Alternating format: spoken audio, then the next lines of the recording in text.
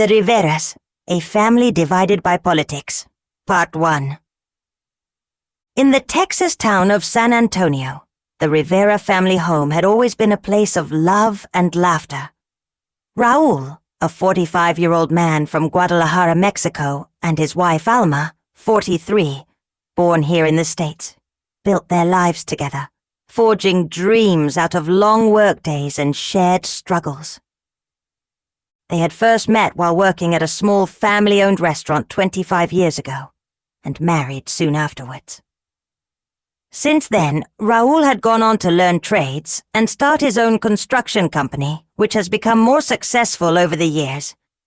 He now employed 5 other workers, and the company never lacked for contracts and new clients, since Raul had built a reputation for himself as a fair businessman and excellent craftsman. By word of mouth alone, his business has grown exponentially over the years, and he has been able to support his family very well. Alma, a petite, dark-haired beauty with a kind face and joyful demeanor, quit working just before their first child, Marisol, was born. At 22, Marisol is the oldest, followed by Paco, 19, and the youngest child, Maya, who is 17. The children were all raised with values rooted in family, respect, and hard work, the examples shown to them by their parents. But tonight the living room was anything but a sanctuary of peace. The TV buzzed softly, the air thick with tension as election results flashed across the screen, declaring Donald Trump the winner in the 2024 presidential race. The family is seated in the living room, all focused on the television in front of them. Raul, his dark eyes jubilant, sat on the edge of the sofa, his face showing a huge grin of satisfaction, while son Paco leaned back confidently, arms crossed. "Ha! That's right! Get him, Trump! My president!" he chortled gleefully. Across from them, Alma's face had darkened, a sad, defeated look falling across her face. She had voted for Kamala and had held out hope that Kamala would win. Unfortunately, it was not to be so. She felt like all the wind had been sucked out of her, and there was now a pit in her stomach. Hope and optimism had quickly turned to dread and despair. Daughter Marisol glared at them all as if challenging the room. She was also trying hard to hold back tears. "We were so close," she thought to herself. How could over half the entire country have voted for this offensive clown of a man, who is mediocre at best, over a woman who is so ridiculously qualified in so many ways? Marisol's boyfriend Alejandro, a 23-year-old American-born Mexican, sat next to her on the love seat, equally tense, his arm protectively around her shoulder. The youngest sibling, Maya, sat quietly on the armchair, her gaze shifting uncomfortably between her family members, uncertain of what was coming next. Finally, Alma spoke. "Raul," she said, her voice quiet but filled with hurt. "I just don't understand. After everything we've been through, how could you vote for him? How could you vote for Trump again? Haven't you heard the awful things he has said about people that look like me and you? Don't you care about those who want to come to this country to have a better life, just like you did? How can you be so uncaring?" Raul sighed, shifting uncomfortably, then met her eyes with resolve. "Alma, I know about all the things he said, and yes, some of those things were pretty awful, but this isn't about liking every word that comes out of his mouth. It's about keeping our country safe, about protecting jobs, good jobs, like the one I am able to provide to my workers. He's done things that benefit us, things that keep the economy strong." "Raul, you built your company long before Trump came along. He has nothing to do with your success.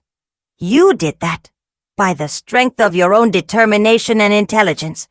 Please do not give this man 1 ounce of credit for what you have been able to accomplish in this country." Marisol let out a bitter laugh, unable to contain herself. "You really think he's looking out for people like us? People like you, who came here with nothing, who had to fight to make a life? You have officially drunk the Kool-Aid, Dad." Her words were sharp, each one hitting him like a small, stinging slap. Paco jumped in before Raúl could respond, an angry look on his face. "Hey, don't disrespect Dad. You women these days have too much mouth." Marisol glared at her brother. "See, Marisol," Paco continued, "you're falling for those liberal lies they feed you at college. Trump's protecting American values. He doesn't hate immigrants.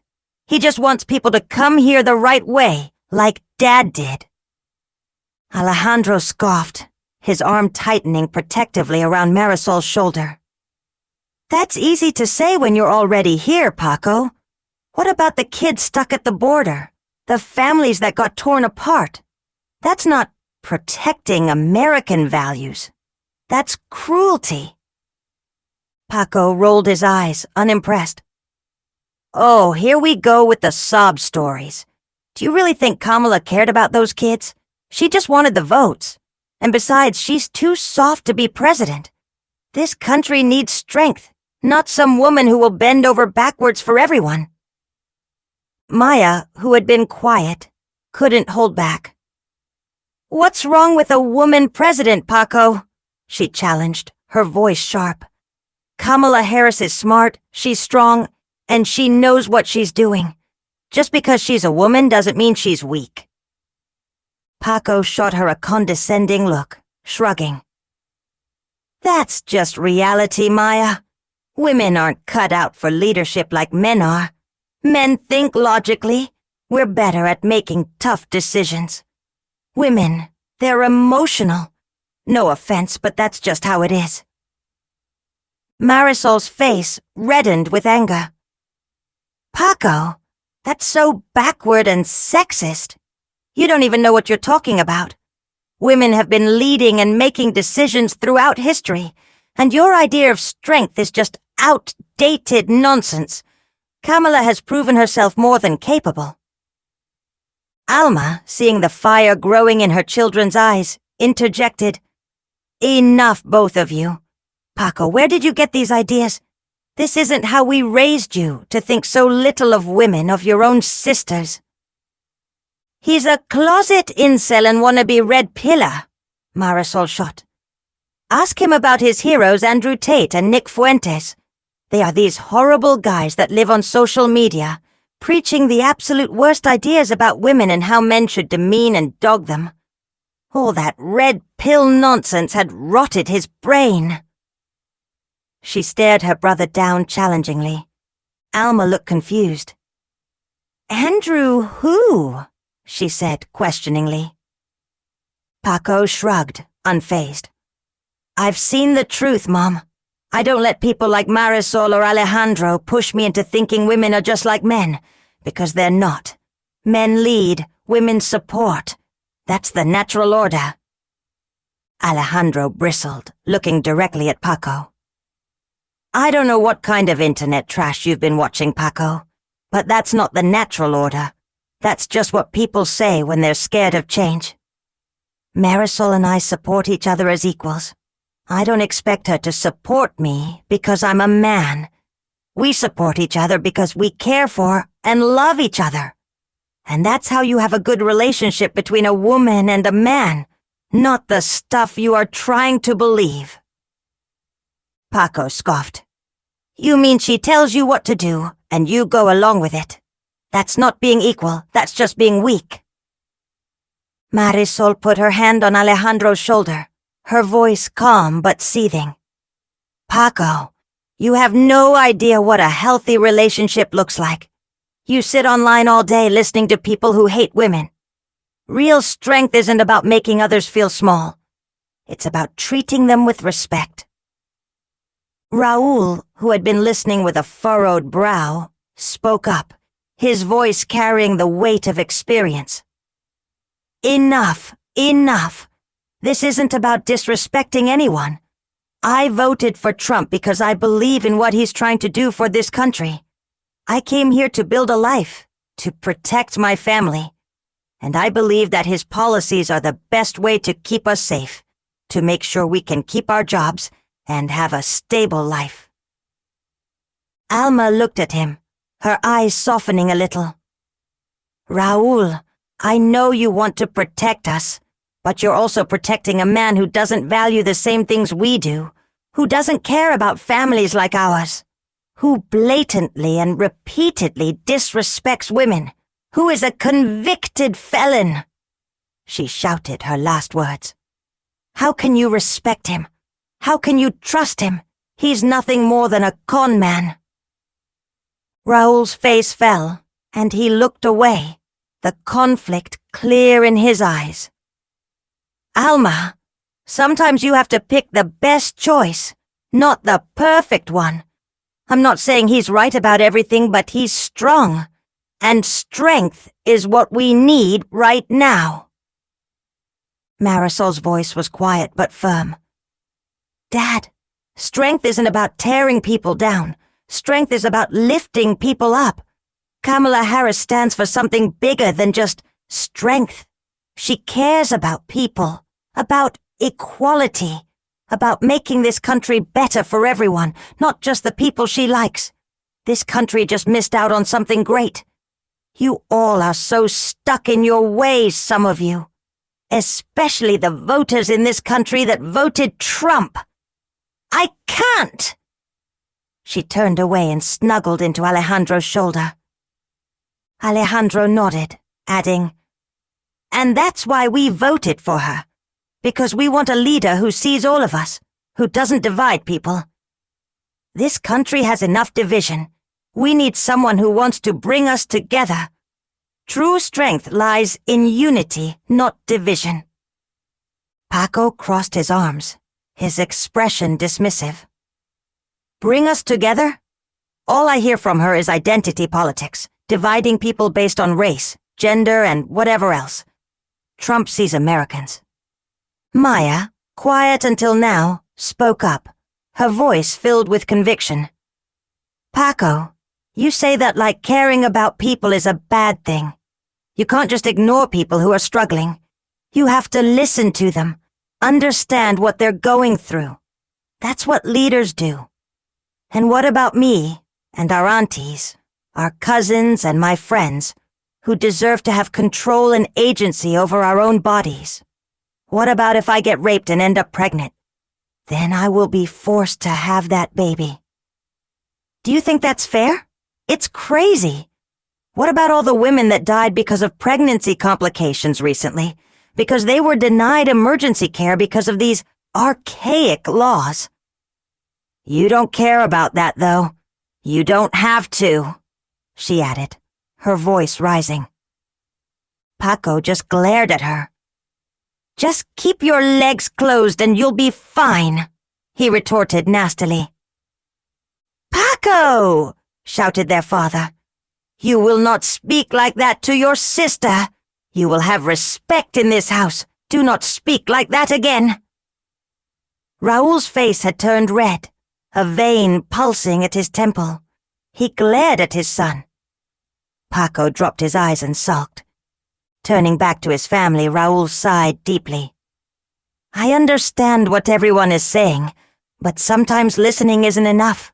Sometimes you have to make hard decisions, even if people don't like them. That's what Trump does. Alma's voice cracked as she looked at her husband, her eyes pleading. Raul, you came to this country for a better life, a life where you wouldn't be judged, where your children could grow up with the same opportunities as everyone else. How can we support someone who makes people feel unwelcome? The awful assumptions he makes about people that are not white, like him. He called Mexicans coming into this country rapists and criminals. Did you forget? We are Mexican. He thinks lowly of us and other brown people as well. And look at that awful, sexist, sleazy man he chose for a vice president. They are all just awful. I just can't wrap my head around how most of the country can see past all of that. Like our daughter Marisol just said, strength is not everything. Yes, it's important, but there are much more important things we need to have a good society and a good life for all people. Raoul looked at her, the tension softening slightly. Alma, you're right. I want the best for all of us. I don't have all the answers, but I believe that the way to protect us is with strength. All the other things you said matter too. But I sincerely believe I made the best choice. I hope you all can at least respect that. Alejandro took a deep breath, his tone more empathetic. I understand why you feel that way, Mr. Rivera. But sometimes, strength isn't enough. Sometimes we need compassion. We need leaders who care about everyone, not just the people who already have it good. Paco snorted. Compassion? Compassion doesn't put food on the table. It doesn't keep people safe. You guys are all living in this fantasy where feelings matter more than reality. He rolled his eyes and shook his head.